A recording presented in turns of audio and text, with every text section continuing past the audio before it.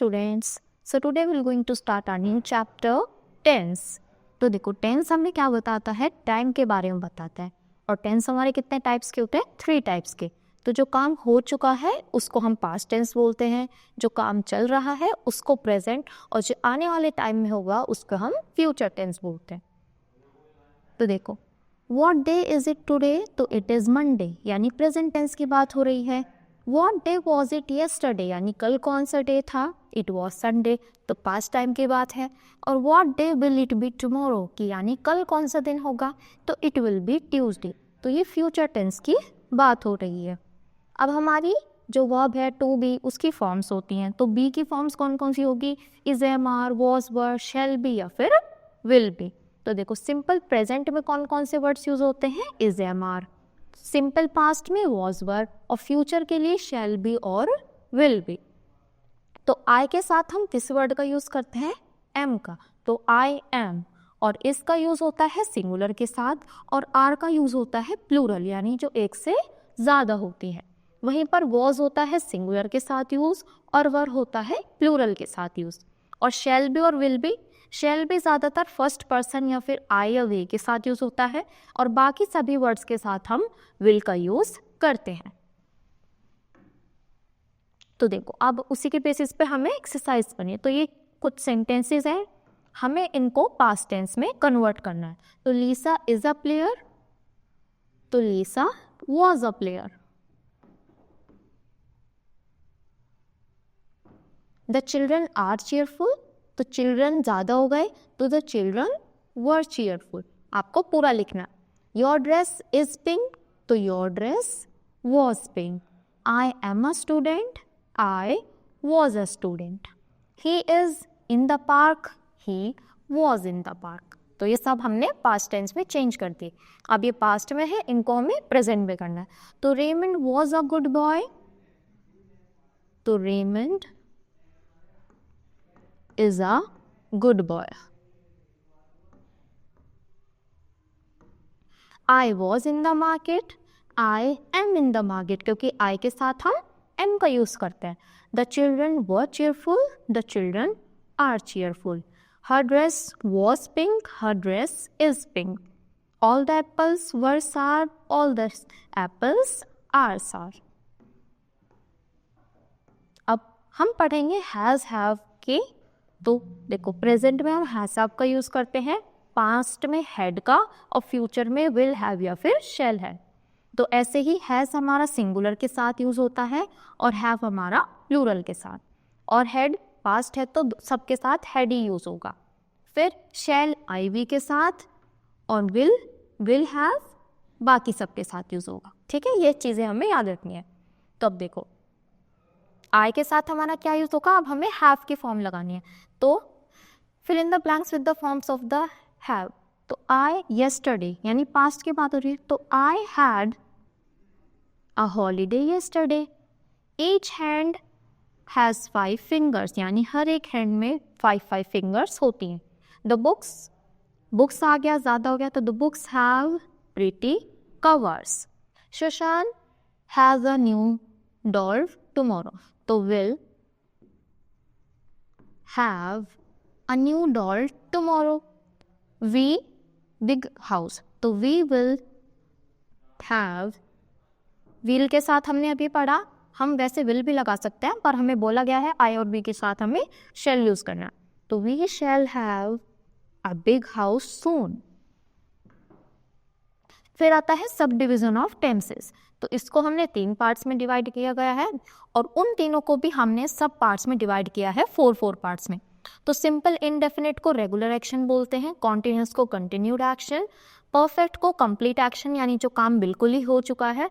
और perfect continuous में क्या होता है, कंप्लीट हो चुका है काम, पर अभी भी क्या होगा, एक्शन हो रहा है.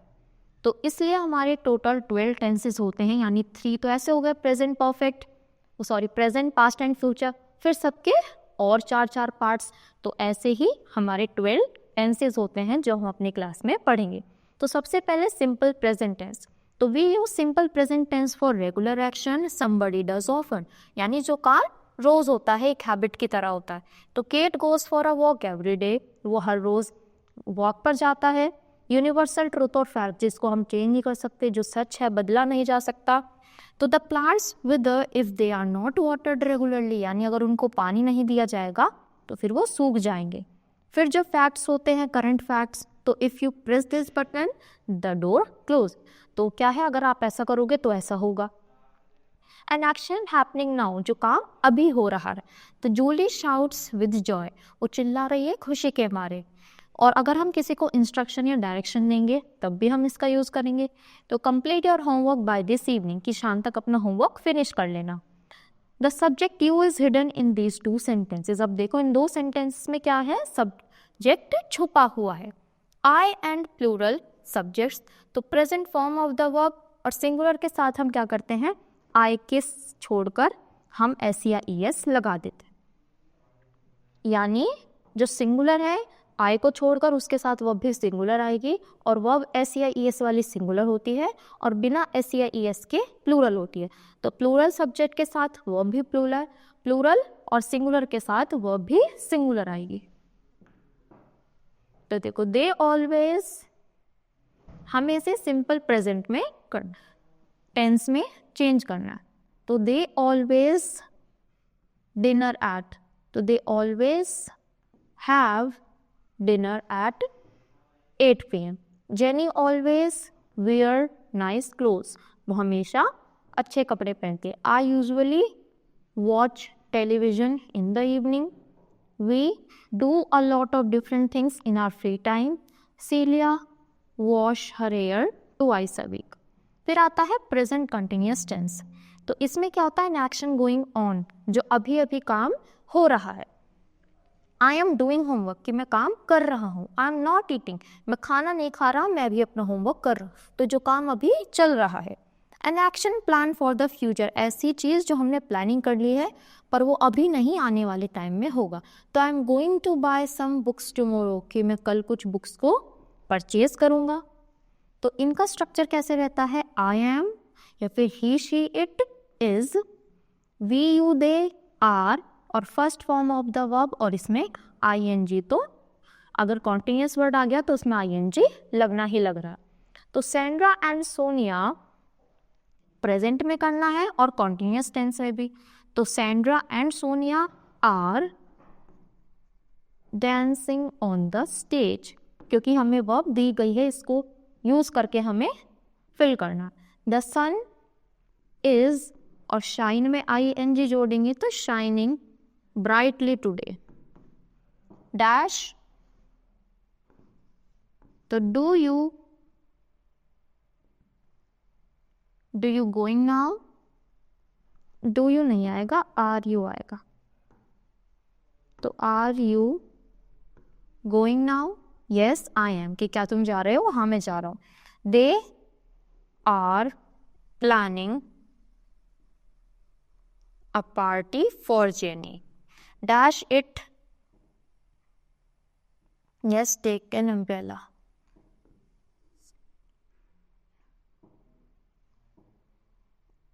Does it raining?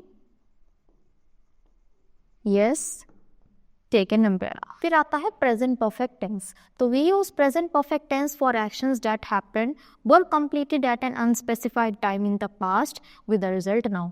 यानी जो काम पास्ट में हो चुका है पर उसका रिजल्ट अभी तक चल रहा है, वहाँ पर हम प्रेजेंट परफेक्ट टेंस का यूज़ करते हैं। जैसे he has eaten a toast for breakfast, उसने क्या किया, टोस्ट खाया था ब्रेकफास्ट में। Simi has got me a bunch of roses, Simi ने मुझे क्या दिया था, एक रोजेस का बंच लिया था। तो वो काम हो गया है पर उसका इफेक्ट अभी तक चल रहा है। तो आई और प्लूरल सब्जेक्ट के साथ हम हैव का यूज़ करते हैं और सिंगुलर के साथ हम हैज़ का यूज़ करते हैं, और फिर उन दोनों में वर्ब की थर्ड फॉर्म यूज होती है। जैसे ईट एट ईटन होगा तो हम यहाँ पर ईटन यूज करेंगे, और सिंगुलर है तो हैज ईटन आएगा, प्लूरल हो जाएगा तो हैव ईटन आएगा। तो इसको हमें simple present tense to present perfect tense and we write these sentences. तो प्रेजेंट परफेक्ट टेंस यानी ये वाला हमें रूल यूज करना है। The master greets the lady with a smile, the master has greeted the lady with a smile.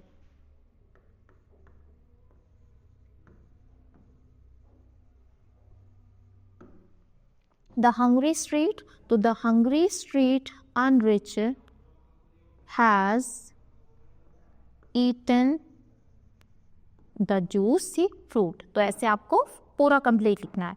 I draw a scenery on the blackboard, तो I have drawn a scenery on the blackboard. The children are are नहीं, have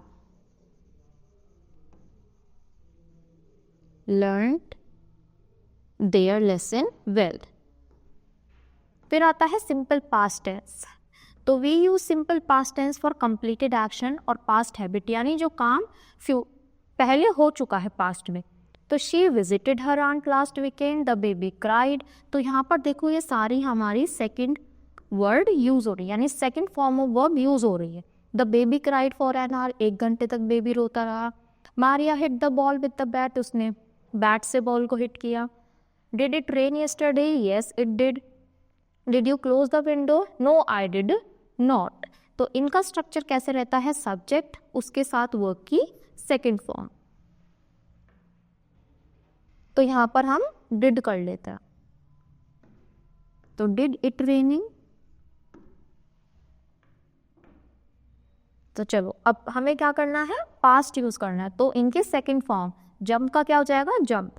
तो the dolphin jumped through the hoop. They always keep का क्या हो जाएगा, kept. Kate meet का हो जाएगा met her friends yesterday evening. Cynthia fell fallen to fell asleep. फिर past continuous tense, तो we use past continuous tense for an action going at some time in the past. तो Robert was cleaning his room yesterday, कि वो क्या कर रहा था, कल अपने रूम की सफाई कर रहा था. यानी जो काम पास्ट में हो गया है पर कुछ टाइम तक चला है. अब ये तो नहीं एकदम हाथ लगाया काम हो गया, कुछ टाइम तक सफाई चली होगी. We were strolling along the beach all evening, तो हम वहीं पर ऐसे ही घूमते रहे. 2 actions going on at the same time, यानी 2 काम एक समय पर ही हो रहे हैं. Some children were playing football while others were swimming. तो कुछ बच्चे खेल रहे हैं और कुछ स्विमिंग कर रहे हैं. An action going on in the past where a second one took place begins simultaneously, यानी कोई काम पास्ट में ही खत्म हो गया पर उसके तुरंत बाद दूसरा काम स्टार्ट हो जाता है. Anna was exercising when the phone rang, कि जब फोन बजा तो एना क्या कर रही थी, एक्सरसाइज कर रही थी. तो इसका स्ट्रक्चर कैसे रहता है, सिंगुलर के साथ was आता है, फिर वर्ब की ing फॉर्म, और प्लूरल के साथ वर्ब आता है और फिर उसकी ing फॉर्म. तो शी के साथ क्या आएगा, शी सिंगुलर है तो सिंगुलर के साथ was. She was not watching television.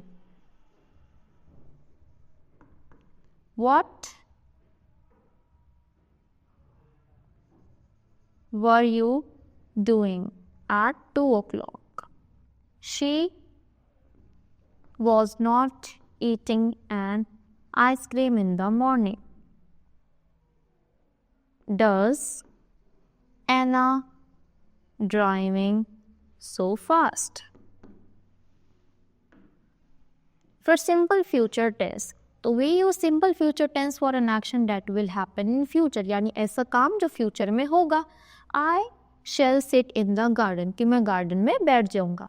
फिर इसका क्या रहता है, आई वी के साथ हम shall का यूज़ करते हैं और वर्ब की फर्स्ट फॉर्म आती है. फिर जो बाकी के सब्जेक्ट्स होंगे उनके साथ will आएगा और वर्ब की फर्स्ट फॉर्म आएगी. तो usually helping verb shall is used with subject IV, but nowadays will is used in place of shall. वैसे तो देखो हमने पढ़ा कि shall के साथ IV आएगा, पर अब हम क्या करते हैं, will हम सभी के साथ यूज़ कर लेते हैं. तो ऐसा नहीं है अगर हमने I के साथ will यूज़ कर ले तो गलत हो जाएगा, पर shall इनके साथ यूज़ नहीं हो सकता. फ्यूचर कंटिन्यूस टेंस में क्या हो जाएगा, we use future continuous tense for an action going on in future, यानी जो काम फ्यूचर में चलेगा कुछ टाइम तक. तो they will be leaving at 6 o'clock, वो 6 बजे निकल जाएंगे. Maria will be washing the dishes late night, late in the night, यानी रात को वो लेट क्या करेगी, डिशेस को वॉश करेगी। फिर इसका स्ट्रक्चर कैसे रहता है, आई के साथ शेल, बी वर्ब और ING, other subjects will be verb और आईएनजी। तो इसी के साथ ये चैप्टर यहीं पर फिनिश होता है। आई होप आपको पूरा ही चैप्टर अच्छे से क्लियर हुआ होगा। तो इसकी एक्सरसाइज दोबारा से करना और अच्छे से प्रैक्टिस करना। तो थैंक यू।